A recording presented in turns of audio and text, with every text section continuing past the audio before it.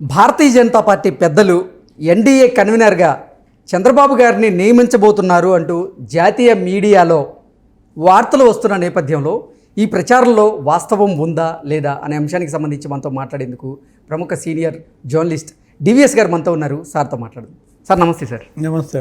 Sir, TDP Janasena Bharatiya Janata పార్టీకి పొత్తు కుదిరిన నేపథ్యంలో ఎన్డీఏ కన్వీనర్గా చంద్రబాబు గారిని నియమించబోతున్నారు భారతీయ జనతా పార్టీ పెద్దలు అంటూ కూడా జాతీయ మీడియాలో కొన్ని వార్తలు వస్తూ ఉన్నాయి. ఏంటి సార్, నిజంగా ఆ కీలకమైనటువంటి పదవి చంద్రబాబు గారికి ఇవ్వబోతున్నారా అంటే ఏం చెప్తారు సార్? అంటే గతంలో ఆయన చేసిన పదవే ఎన్డీఏ కన్వీనర్గా అటు వాజ్పేయి హయాంలో కావచ్చు, మోడీ హయాంలో కావచ్చు, చంద్రబాబే పనిచేసిన పరిస్థితుల్లో ఇప్పుడు వాళ్ళు ఎన్డీఏ కన్వీనర్ తీసుకోమని ఆఫర్ ఇవ్వటం మామూలే, కానీ మరి చంద్రబాబు దానికి యాక్సెప్ట్ చేస్తారా అనేది నాకు డౌట్. ఓకే, అంటే తను దేశ రాజకీయాల్లో క్రియాశీలకంగా ఉండేటందుకు ఆయన సంసిద్ధుడుగా ఉండడు అనుకుంటున్నాను. ఎందుకంటే ఆయన దృష్టి, ఆయన ఎయిమ్ ప్రజెంట్ ఆంధ్రప్రదేశ్ పైనే ఉంది. ఏ విధంగా జగన్మోహన్ రెడ్డి పరిపాలనలో ఆంధ్రప్రదేశ్ అధోగతి పాలైందో దీన్ని ఎలా చక్కదిద్దాలి, దీన్ని మళ్ళా ఎలా గాడిలో పెట్టాలన్న దిశగానే చంద్రబాబు విజన్, చంద్రబాబు ప్రయత్నాలు, ఆయన యొక్క పూర్తి శ్రద్ధ మనకు తెలుసు. కానీ మరి ఎన్డీఏ కన్వీనర్గా మీరు ఉండాలి అని పట్టుబడితే ఇంకా ఆయన యాక్సెప్ట్ చేయొచ్చు. కానీ జనరల్గా అయితే నితీష్ కుమార్గో ఇంకా ఎవరో ఒకరికి అప్పచెప్పండి అని ఆయన స్కిడ్ అయ్యే అవకాశాలు మెండుగా ఉన్నాయి. ఓకే, కారణం ఇదే అన్నమాట. కాకపోతే మీరు అన్నట్టుగా గతంలో అసలు తెలుగుదేశం ఏ అలయన్స్కి నాయకత్వం వహించినా, ఏ అలయన్స్కి కన్వీనర్గా ఉన్నా అది వాళ్ళకి కలిసి వచ్చింది. సెంటిమెంట్ అంటే చంద్రబాబుని కన్వీనర్గా ఉండమన్నారు అంటే అర్థం సెంటిమెంట్ అన్నమాట. ఓకే, ఏది ఈ నేషనల్ ఫ్రంట్ కావచ్చు, ఆ తర్వాత యునైటెడ్ ఫ్రంట్ కావచ్చు, లేకపోతే ఎన్డీఏ కావచ్చు, తెలుగుదేశం అధ్యక్షుడిని కన్వీనర్గా పెట్టుకోవటం ద్వారా అక్కడంతా వాళ్ళకి శుభశకునాలు ఎదురయ్యాయి. ఓకే, అదే పసుపు జెండాను ఏదో అంటారు కదా, తెలుగుదేశం ఏంటది పసుపు. అదేదో వాళ్ళకి అలా కలిసి వచ్చిందనమాట. NT Rama Rao national front convener.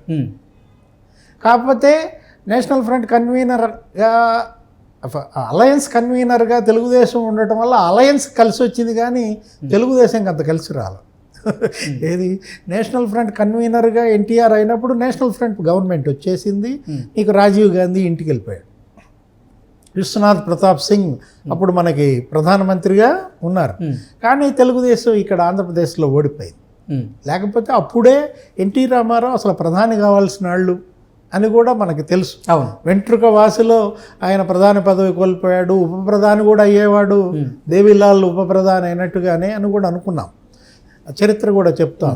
ఆ తర్వాత చంద్రబాబు యునైటెడ్ ఫ్రంట్ కన్వీనర్గా దేవేగౌడ్ని ప్రధానమంత్రి చేయటము, గుజరాల్ మీకు తెలుసు, ఏది యునైటెడ్ ఫ్రంట్ తరఫున అప్పుడు కూడా జరిగింది ఎపిసోడ్.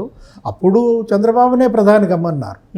అది ఆయన వద్దనుకుని తను ఆంధ్రప్రదేశ్కే పరిమితమైన మనం చూసాం. తర్వాత ఎన్డీఏ కన్వీనర్ ఏంటి, వాజ్పేయి హయాంలో ఆ పేర్ బాగా సక్సెస్ అయింది. ఏది ప్రధానిగా వాజ్పేయి, ఉమ్మడి ఆంధ్రప్రదేశ్ ముఖ్యమంత్రిగా చంద్రబాబు ఒక వరద బారింది. ఉమ్మడి ఆంధ్రప్రదేశ్ రాష్ట్రంలో వాజ్పేయి ప్రభుత్వం ఈయన అడిగినట్టుగా నిధులు ఇచ్చింది. అప్పట్లో దగ్గర ఈ ఇన్ఫ్రాస్ట్రక్చర్ డెవలప్మెంట్ విలేజెస్లోనే 5,000 కోట్లతో చేశారు. అప్పుడు 5,000 కోట్లు అంటే చూసుకో, ఇప్పుడు అది 50,000 కోట్లతో సమానం. 5,000 కోట్లతో నీకు సిమెంట్ రోడ్లు, ఈ జన్మభూమి ఇదంతా ఉంది కదా, ఈ గోడౌన్స్ కట్టడం కానీ, లేకపోతే Panchayati Raj buildings, anganwadi buildings, hospital buildings, infrastructure నీకు 5,000 కోట్లతో ప్రధానమంత్రి వాజ్పేయి హయాంలో ఇక్కడ జరిగింది. ఇవన్నీ కూడా అప్పుడే కదా. ఏది సైబర్ టవర్స్, మన హైటెక్ సిటీ, ఒకే రోజు ఈ మూడింటికి శంకుస్థాపనలు చేశాడు వాజ్పేయి.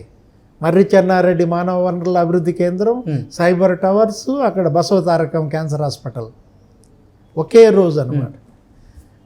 నీకు అది తెలుసు కదా, Shamshabad airport, outer ring road, ఇవన్నీ కూడా మనం తీసుకుంటూ వెళ్తే ఇన్సూరెన్స్ అథారిటీ, పోలీస్ అకాడమీ, అసలు మొత్తం ఈ ఫ్లైఓవర్స్, హైదరాబాద్ డెవలప్మెంట్ అప్పుడు అన్నాడు కదా వాజ్పేయి కూడా, ఏంటి చంద్రబాబు నిన్ను వదిలేస్తే అసలు ఢిల్లీ ఎత్తుపోయి మీ హైదరాబాద్లో పెట్టుకునేటట్టున్నావు, అంటే జస్ట్ జోక్గా అంతగా నడిచింది వాళ్ళ మధ్య జోడి. ఈయన అడగటం, ఆయన ఇవ్వడం, అంటే ఏంటి వాజ్పేయి కూడా ఈ పురోగామి విధానాలు ఇష్టం. ప్రతిదానికి కన్వీనర్గా ఈయన్నే పెట్టేవాళ్ళు. నీకు డ్రిప్ ఇరిగేషన్ ఉంది, అవును, ఇవాళ హార్టికల్చర్లో అది నంబర్ 1. అవును, అరటి, మామిడి, ఇప్పుడు మనకి ఇవన్నీ బత్తాయి, చీనీ పంటలు ఇవన్నీ కూడా నీకు తెలుసు కదా, మిరప. ఇప్పుడు నీకు ఆ డ్రిప్ ఇరిగేషన్ వచ్చిన తర్వాత నీటి వృధా వినియోగం తగ్గింది. అవును, ఆ డ్రిప్ ఇరిగేషన్కి ఆద్యుడు వాజ్పేయి హయాంలో చంద్రబాబు టాస్క్ ఫోర్స్, చంద్రబాబు ఆధ్వర్యంలో సురేష్ ప్రభు వీళ్ళిద్దరిని పెట్టి డ్రిప్ మీద ఒక టాస్క్ ఫోర్స్ వేశారు కన్వీనర్గా. అదే కాదు, ఇప్పుడు ఈ మొన్న ఎందుకు లేటెస్ట్గా మోడీ కూడా మన ఈ పెద్ద నోట్ల రద్దు, డిమానిటైజేషన్, దానికి కూడా కమిటీకి ఈయన కన్వీనర్. ఓకే, ఎవరు? 5,000 కోట్లతో నీకు సిమెంట్ రోడ్లు, ఈ జన్మభూమి ఇదంతా ఉంది కదా, ఈ గోడౌన్స్ కట్టడం కానీ, లేకపోతే Panchayati Raj buildings, anganwadi buildings, hospital buildings, infrastructure నీకు 5,000 కోట్లతో ప్రధానమంత్రి వాజ్పేయి హయాంలో ఇక్కడ జరిగింది. ఇవన్నీ కూడా అప్పుడే కదా. ఇది సైబర్ టవర్స్, మన హైటెక్ సిటీ, ఒకే రోజు ఈ మూడింటికి శంకుస్థాపనలు చేశాడు వాజ్పేయి. మర్రి చెన్నారెడ్డి మానవ వనరుల అభివృద్ధి కేంద్రం, సైబర్ టవర్స్, అక్కడ బసవతారకం క్యాన్సర్ హాస్పిటల్ ఒకే రోజు అనమాట. నీకు అది తెలుసు కదా, Shamshabad airport, outer ring road, ఇవన్నీ కూడా మనం తీసుకుంటూ వెళ్తే ఇన్సూరెన్స్ అథారిటీ, పోలీస్ అకాడమీ, అసలు మొత్తం ఈ ఫ్లైఓవర్స్, హైదరాబాద్ డెవలప్మెంట్ అప్పుడు అన్నాడు కదా వాజ్పేయి కూడా, ఏంటి చంద్రబాబు నిన్ను వదిలేస్తే అసలు ఢిల్లీ ఎత్తుపోయి మీ హైదరాబాద్లో పెట్టుకునేటట్టున్నావు, అంటే జస్ట్ జోక్గా అంతగా నడిచింది వాళ్ళ మధ్య జోడి.